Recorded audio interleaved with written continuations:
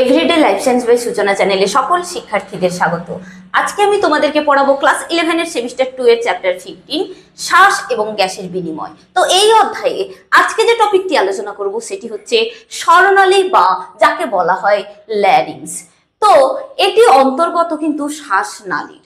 তো আগের ক্লাসে আমি পড়িয়েছিলাম আমাদের যে শ্বাসতন্ত্র, এই শ্বাসতন্ত্রকে তিনটে পার্টে ভাগ করা হয়েছে। কয়টি পার্টে? শ্বাসতন্ত্রকে ভাগ করা হয়েছে তিনটি পার্টে। সেই তিনটি পার্ট কি কি? প্রথমটি হচ্ছে নাসাপথ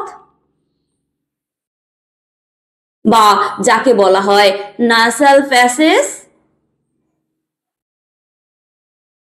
দ্বিতীয়টি হচ্ছে শ্বাসনালী বা যাকে বলা হয় রেসপিরেটরি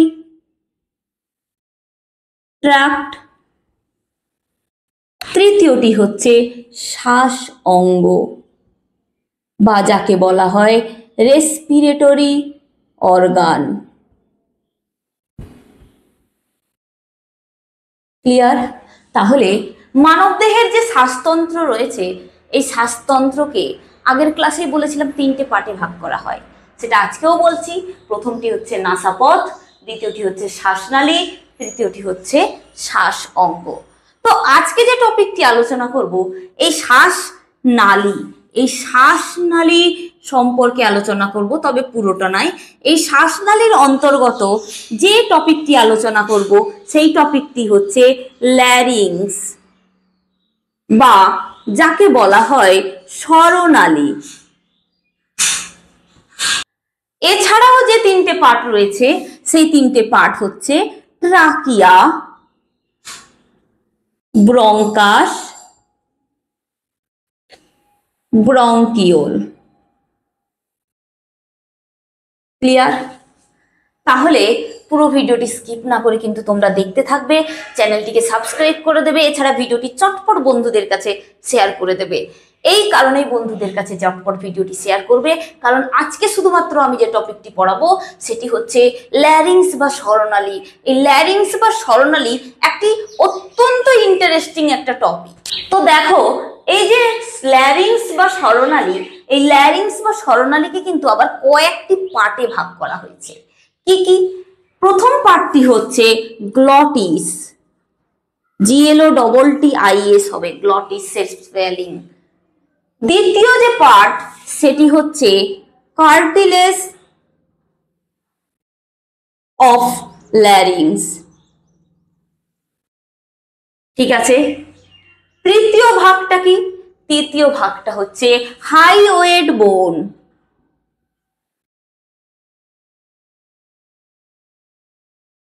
চতুর্থ ভাগটা কি?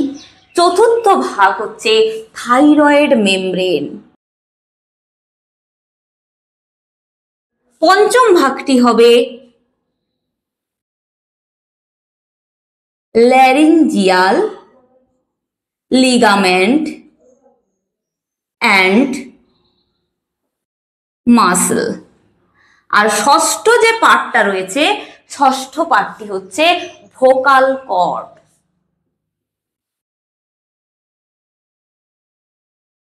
তাহলে স্বাভাবিকভাবেই দেখো, এই স্বরনালীটা কেন পড়াবো? এই স্বরনালী সম্পর্কে আজকে এই কারণেই পড়াবো, কারণ স্বরনালী বা এই যে ল্যারিংস, এটি কিন্তু একটি ভাস্ট একটি টপিক। তো যাই হোক, এই ল্যারিংস বা স্বরনালীকে তাহলে আমরা গ্লটিস, কার্টিলেজ অফ ল্যারিংস, হাইওয়েড বোন, thyroid membrane, laryngeal ligament and muscle এবং ভোকাল কর্ড, এই কয়েকটা পার্টে ভাগ করে নিয়েছি। তো প্রথম যে ভাগটিতে আসবো সেটি হচ্ছে গ্লটিস। তো গ্লটিসটা কি? গ্লটিস হচ্ছে আমাদের যে গলবিল, সেই গলবিল বা ফ্যারিংস যাকে বলা হয়। তাহলে কি বললাম? গলবিলকে আরেকটি নামে ডাকা হয়, তাকে বলা হয় কি? ফ্যারিংস। এই গলবিল বা ফ্যারিংস যখন ল্যারিংসে উন্মুক্ত হয়, কার মাধ্যমে?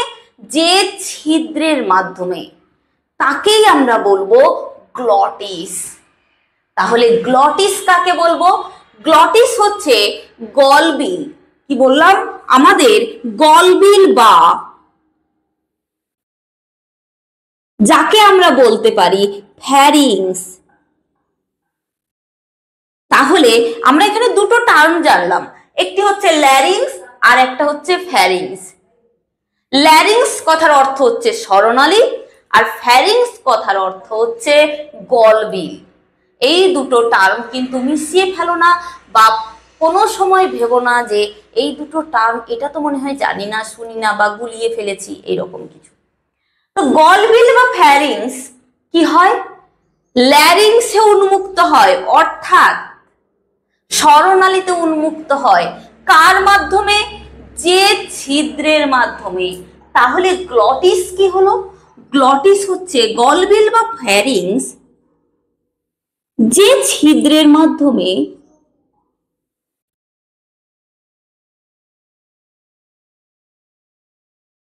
স্বরনালীতে উন্মুক্ত হয়।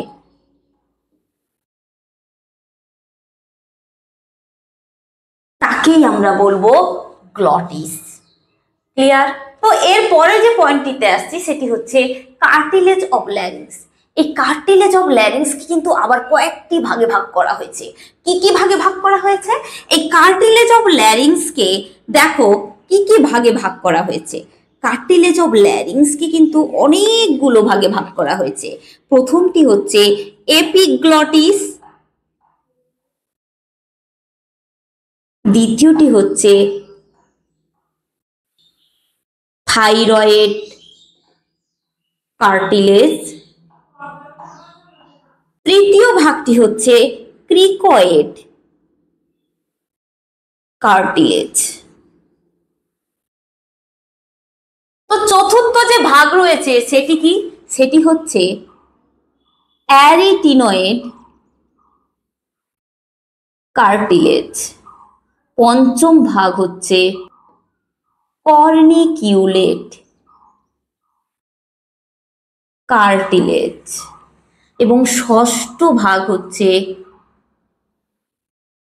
Cuneiform cartilage.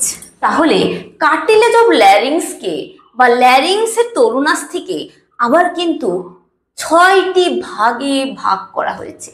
সেই 6টি ভাগ বা 6টি অঞ্চল কি কি? সেই 6টি ভাগ বা 6টি অঞ্চল হচ্ছে epiglottis, thyroid cartilage, cricoid cartilage, arytenoid cartilage, corniculate cartilage আর কিউনিফর্ম কার্টিলেজ। তাহলে কার্টিলেজ অফ ল্যারিংস বুঝতে পেরেছো? এরপরে যে পয়েন্টটি আসছি হাইওয়েড বোন। হাইওয়েড বোনটা কি?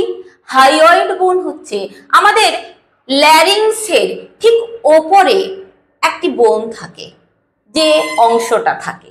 কি বললাম? আমাদের ল্যারিংসের ঠিক ওপরের যে অংশটা থাকে তাকেই বলা হয় হাইওয়েড বোন। ক্লিয়ার? এর পরে যে পয়েন্টটিতে আসছি সেটি হচ্ছে থাইরয়েড মেমব্রেন। এই থাইরয়েড মেমব্রেনটা কি? দেখো, এই থাইরয়েড মেমব্রেন হচ্ছে একটা পাতলা প্রশস্ত একটি স্তর। তার মানে আমি ছোট করে দেখাই, এই রকম একটা স্তর, তাই তো? এটির কাজ কি? এটি ওপরের দিকে থাকে কি? হাইওয়েড বোন, আর নিচের দিকে থাকে এইরকম করে একটা থাকে, সেটা হচ্ছে থাইরয়েড কার্টিলেজ। তাহলে থাইরয়েড মেমব্রেনের কাজ কি? থাইরয়েড মেমব্রেন যুক্ত রাখে দুটো অংশকে, একটি হচ্ছে হাইওয়েড বোনকে আর একটি হচ্ছে থাইরয়েড কার্টিলেজকে। এই থাইরয়েড কার্টিলেজকে এবং হাইওয়েড বোনকে যুক্ত রাখে এই থাইরয়েড মেমব্রেন। ক্লিয়ার? তো এরপর যে পয়েন্টটিতে আসছি সেটি হচ্ছে ল্যারিঞ্জিয়াল লিগামেন্ট অ্যান্ড মাসল। তো ল্যারিঞ্জিয়াল লিগামেন্ট এবং মাসলটা কি? তো ল্যারিংসের যে তরুণাস্থিগুলো রয়েছে, এই ল্যারিংসের বা স্বরনালীর তরুণাস্থিগুলো তার লিগামেন্টের সাথে যুক্ত থাকে এবং মাসলের সঞ্চালনে সাহায্য করে, বা পেশির অর্থাৎ ল্যারিঞ্জিয়াল মাসলের সঞ্চালনে সাহায্য করে। ক্লিয়ার? এরপরে যে পয়েন্টটিতে আসছি সেটি হচ্ছে ভোকাল কর্ড, অর্থাৎ সর্বশেষ পার্ট স্বরনালীর। স্বরনালীর ভোকাল কর্ড, অর্থাৎ আমরা জানি ভোকাল কর্ডের মাধ্যমেই শব্দ বেরোয়, তাই তো? অর্থাৎ ভোকাল কর্ডে কম্পনের সৃষ্টি হয় এবং সেখান থেকে স্বর বেরোয় বা শব্দ বেরোয়। তো যাই হোক, এই যে ভোকাল কর্ড, এই ভোকাল কর্ড কিন্তু দুটি পার্টে বিভেদিত। দুটি পার্ট কি কি? একটি হচ্ছে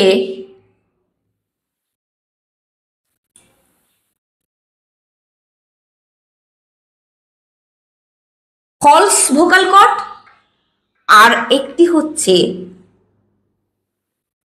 ট্রু ভোকাল কর্ড।